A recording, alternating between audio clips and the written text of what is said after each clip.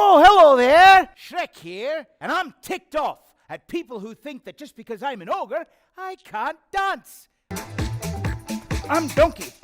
Damn, people were right, Shrek 5 is different. So the internet, like clockwork, is currently outraged about a new movie teaser. This time it's the long-awaited sequel to Shrek 4, which came out, oh my god, 15 years ago? The teaser for Shrek 5 has been met with various reviews which range from, it looks alright, to demanding that DreamWorks pull an ugly Sonic and take Shrek back to the drawing board. That this is a travesty, spitting on Shrek's immaculate, never-tainted legacy.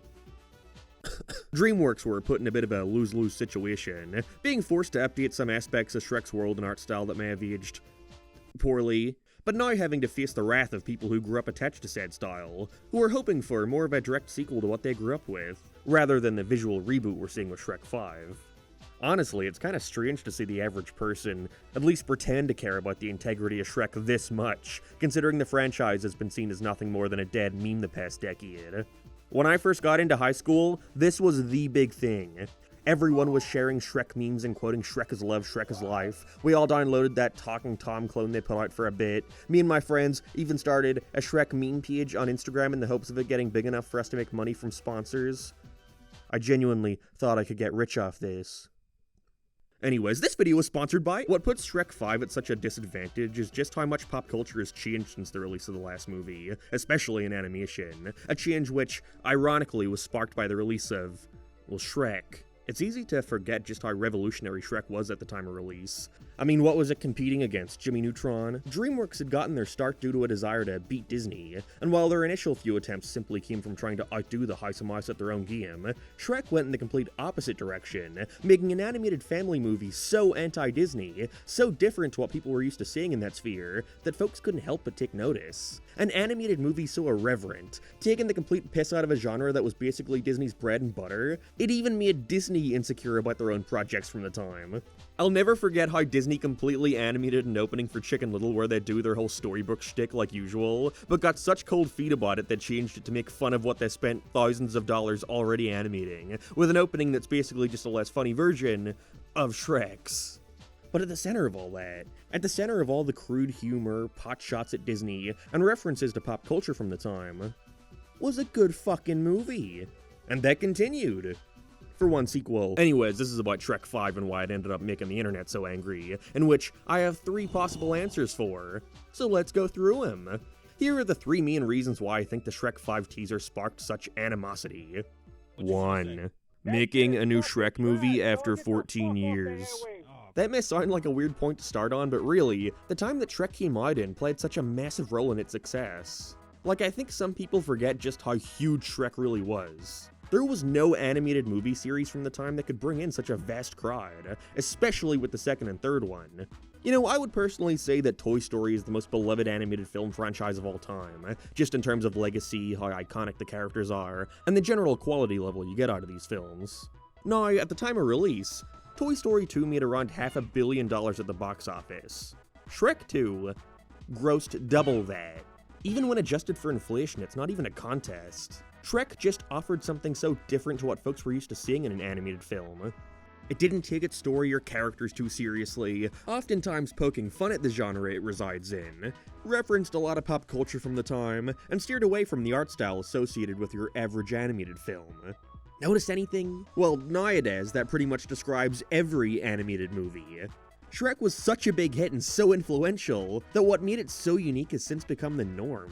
Like, I'm sure in 2001 seeing Fiona do the Matrix bullet time thing was kinda humorous to see on such a big scale, but now, like, I can do it in Fortnite, it's not that shocking. It's become more and more common for media in general to be more self-referential towards pop culture, and so a large part of what made Shrek stand out now comes off as try-hard and, for lack of a better term, cringe. Not that I think the series should ever move away from it. Again, it played such a big part in its initial success. But it's just not gonna wow folks like it once did in the early 2000s. Hell, I'd say you can see this exact trend play out by comparing the release of Shrek 3 and Shrek 4. Despite the majority of fans looking back on it as the weakest of the franchise, Shrek 3 was still a huge deal when it came out. Made less than Shrek 2, but was still a pretty big success. In fact, I remember this being the only movie I had ever seen in theaters where my entire family wanted to join. Mom, dad, siblings, aunt, uncle, grandmother. It was seen as a big movie event for the year. and even if Shrek fans didn't enjoy it as much, it satisfied a general audience. Then Shrek 4 came out 2 years later and it was like nobody gave a shit. Shrek Mania was over. I mean, there's always a risk when moving on to your fourth film after a trilogy. You know, people are less inclined to watch, which is probably why they simply called it Shrek Forever After. But I don't remember anybody giving a shit about this one unless it was quoting that "do the roar" meme. In fact, I remember leaving this one and my aunt turning around to tell me she thought it sucked. Wasn't because the movie was bad. Most consider it at least to be way better than Shrek 3. But the franchise just wasn't all that groundbreaking anymore. And instead, a new movie had come out that very same year which would grab the attention of the general audience instead. Despicable Me. Now it was all about trying to find the next Minions, leaning into cartoony hijinks with sillier character designs, that aimed to be more cute and appealing than realistic and unsettling. Ew. On top of that, I think what makes the referential humor more bizarre in Shrek's case is that it's no longer solely referencing pop culture. Instead, it's referencing its own place in pop culture. Who's making this stuff? Not me! Whoa! The closest the previous films got to that was repeating that one gag with Puss in Boots, but at least that was calling back to something from well within its own universe. Starting this next entry off with Shrek watching memes of himself on TikTok just seems desperate. Which is funny because if this exact teaser had come out a decade ago, people would have eaten it up. I think the absolute worst case scenario with Shrek 5 is a movie more akin to Wreck-It Ralph 2 than any other previous movies, trying to grab the audience's attention by throwing parodies of memes on their face. Certainly wouldn't be out of place in a modern adaptation of Shrek, but nowhere near as novel as it once was. You know, seeing Simon Cowell in Far, Far Away Idol becomes a lot less funny when I can't look at his model without thinking about his horrible cameo in Scoob. It's Simon Cowell!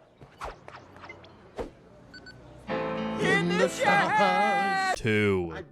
The art style. This is probably the most obvious criticism being made towards the teaser, being the first time since the franchise's inception we've seen the characters reimagined aside from a slight appearance during DreamWorks Animation's new opening, which kinda looks better than what we ended up with. Either way, again, people are calling this an ugly Sonic tier situation that needs to be addressed when... No, you're dumb. That first Sonic design showed, at best, a lack of understanding for what made Sonic such an iconic design, and at worst, a deliberate ignorance towards why people like Sonic in the first place. Whereas this Shrek facelift more so gives the characters an updated reimagining to try and fit better with the current animation landscape. It's interesting because you see misinformation on both sides of the discussion here. I've seen many say that the original films looked so ugly as a result of the limited technology of the time, when I couldn't disagree more. Shrek's uglier aesthetic was very much a part of its design. I mean, Shrek 4 is a gorgeous looking movie and it keeps those uglier aspects intact, even after they had the resources to make it look more conventional.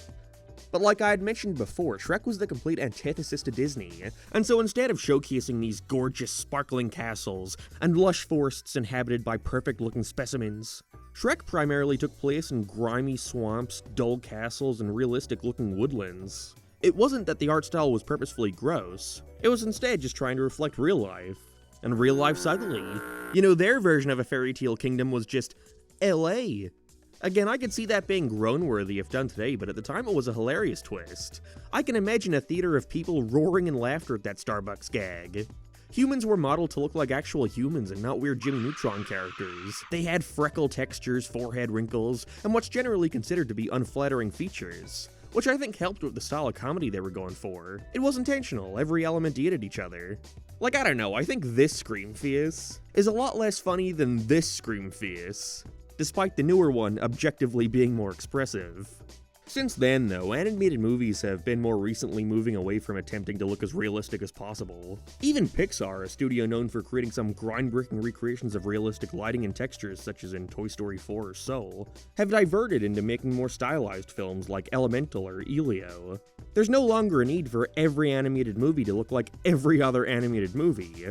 In that regard, I think Shrek 5 was actually in a prime position to stick to its realistic art style. You know, nobody's really doing it anymore, you can be the only one. If anything, take it even further, but at the same time, this doesn't look bad. Well, okay, except Fiona. But the harsh truth is, you're updating iconic character designs people have grown attached to for 24 years. Folks were gonna be pissed no matter what. I'm of the belief that trying something new is appreciated, and overall, again, looks pretty good. But at the same time, you can't say someone is incorrect for preferring the more realistic portrayal these characters once had. It's all preference at the end of the day. If anything, I'm more so curious as to how this art style shift will affect its box office. animation still has the stigma of being just for kids, and while that is starting to slowly shift, the market certainly shows a preference towards the more bright and colorful cartoony adventures out there, which only aids said stigma. Having said that, I believe Shrek's art style played such a huge role in its appeal to people who maybe wouldn't be so inclined to check out an animated feature that looked more exaggerated and stylized. There was undoubtedly a certain appeal to people in having an animated film try to be more in line with real life, which I'm positive made some adults feel less embarrassed for watching a movie that's for kids. While it's pure speculation for now, there was a certain grittiness that seems to be abandoned with Shrek 5, and so I'm curious as to how it's going to affect older folks' willingness to see it. 3. The potential story. This one is a little more open, and so I won't go on about it for too long, but the final factor I see angering the internet with Shrek 5 would be the bits of story we can glean from this teaser. While I pray the TikTok stuff is merely there in the hopes of sparking a viral video, not realizing this is coming about a decade too late, it's to be assumed that Shrek 5 will instead be about his relationship with Zendaya daughter, voiced by Zendaya. I also don't know why people are mad about that. I mean, look at the originals cast. I've seen a few people absolutely astonished over them deciding to age up Shrek's kids, which only further leads me to believe this outrage is purely manufactured. I mean, have you seen Shrek 4? They can form full sentences in that one. Thank you, Daddy.